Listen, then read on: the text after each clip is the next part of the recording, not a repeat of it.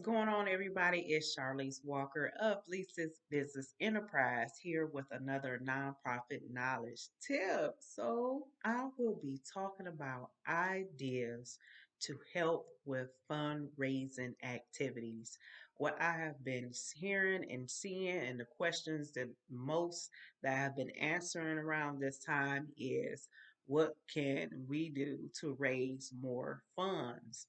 So, I want to try to answer that question in a three-part series, but just to help generate some ideas on what you need to do. Because if you're anything like our organization, um, I we're coming to the end of the year, and so what we utilize this month for, which is October right now, is to plan for next year. So to have something in place and everything and reevaluate and just see what works for us and what we need to take off for next year or to keep doing the same things. But even saying that, first and foremost, it is very important that you have a fundraising plan. If you're starting off and you're starting a new nonprofit organization, the fundraising plan is a part of your nonprofit business plan. Remember, I always say write the vision and make it plain before you start executing anything, any activities. This is the foundation of your nonprofit organization, and it has to make sense for your organization. So, again, a fundraising plan is a part of your nonprofit business plan. This encompasses your fund development plan. So, fundraising activities, how we're going to get the funds in, your fund development plan. This includes strategies, and this also helps, of course, with your annual budget and helps your staff and board of directors set realistic goals. Okay, so it's very important to have this plan in place and not just start doing things. you know, just start doing it. Have a plan because part of that budget is, how much it's going to cost. Is this going to cost anything? Can we actually do this? Can we actually pull it off and have enough time to do so? So I always say plan ahead of time before you get into it. And then again, your board should be like approving this stuff anyway. It's a year ahead of time, I would say years ahead of time, months, I would say, because when you get into it, you'll start to see we need to do this and then get into it. But I diverse. I will be talking about three different areas to give you some examples and some ideas on how to raise funds. And I will use the nonprofit organization that I lead as a reference point. But not only is the overall key is to raise funds, but it raises awareness and reaches new donors. So you definitely want to do that. So the first thing I will be talking about is virtual and social media events, because the benefits of doing a virtual and a social media event is pretty much, I have not seen anything that costs anything. A virtual and a social media is pretty much no cost at all, and if it is a cost, maybe you're running an ad or something, it's pretty low cost. Also, you can reach a broader audience because anyone can participate, and it is really fun to do, to involve your board of directors, your board members as well, the staff, your volunteers, to be involved and be able to share what's going on. So it's kind of like that competitive fun, but it is fun, okay? So I would just tell you some examples and give you some numbers of what worked for our organization and what didn't work. But just because it didn't work for our organization does not mean it will not work for you. So first things first, let me talk about social media. Social media, and I will talk about the largest platform for social media is Facebook. And I'll just stick with the largest ones because under Facebook is LinkedIn, believe it or not, but the numbers are the numbers. Numbers don't lie. So since launching Facebook fundraising tools in 2015, Facebook fundraisers have raised more than $2 billion for nonprofits. That is a lot of money, you know. And then I would say about 82% of donors look at your nonprofit website and your social media accounts for updates on your organization. Again, there's the raising awareness part of it. Like, okay, we see this, let me see what they're doing. Let me look at their social media account. Or sometimes they look at it to see, I don't want to donate on Facebook. Let me go to your social media account and see what's going on as well. So that is the awareness part of it.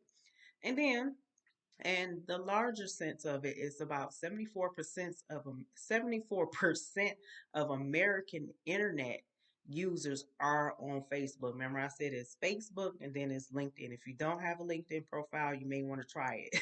But hopefully, you have a Facebook profile, or somebody on your volunteer, your board of directors has a Facebook profile, but under that is LinkedIn at 36%. Whew, my goodness.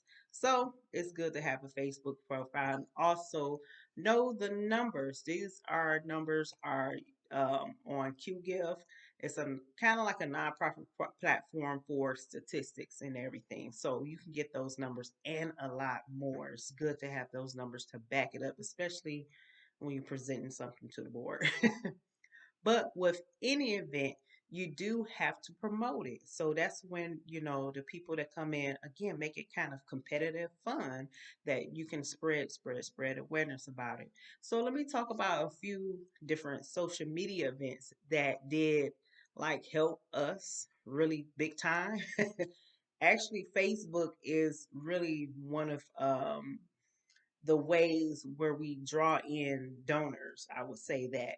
So I do a Facebook birthday fundraiser every year because it kind of shocked me that people actually donate on Facebook, but those numbers, like I gave you before, they don't lie. And actually, Giving Tuesday, we found more people did Giving Tuesday, even though Giving Tuesday usually falls at the end of the year, and then my it's November this year, but November, December, and then my birthday, they still donate. My birthday's in January. They still donate on both times. So I'm like, wow.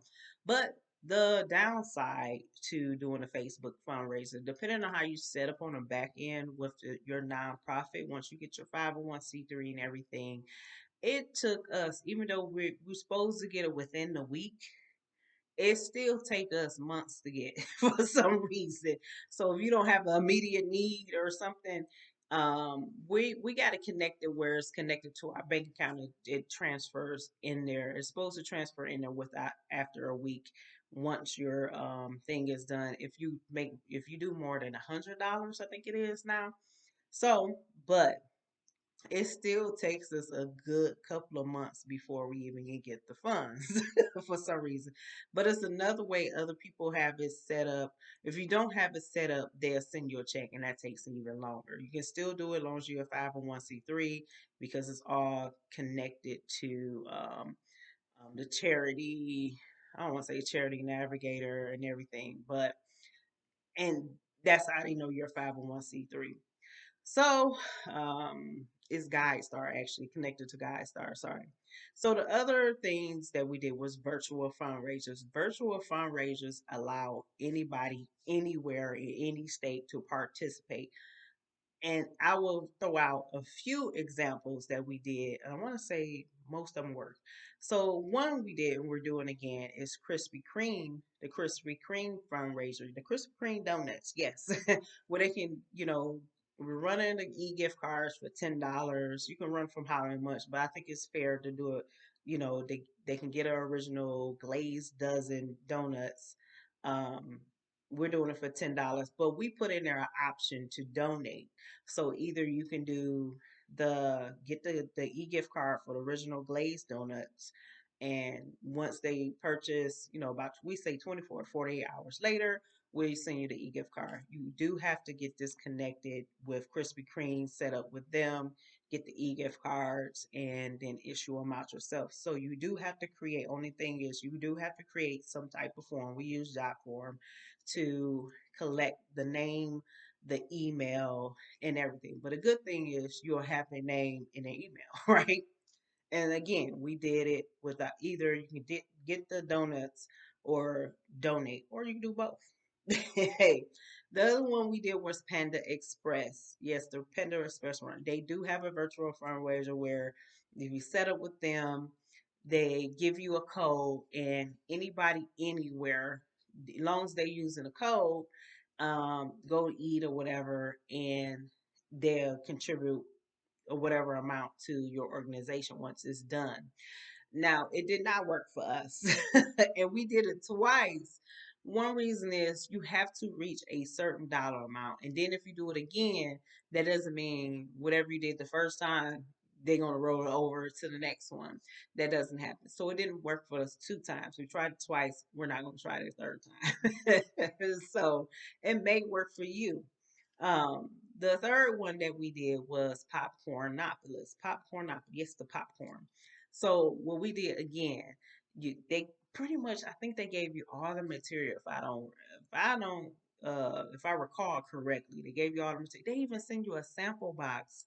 I'm talking about full samples, not no little small. Here's a little bag. The full things that they do sell, I've seen them in like in the stores and everything. But they send you a sample box. But what it is, once again, you'll get the order link. People order online and they'll give you a percentage of the proceeds. And I think they gave a bonus, if I'm not, a small little bonus or something at the end as well. So that worked for us because we got friends and family in different states other than here in Texas.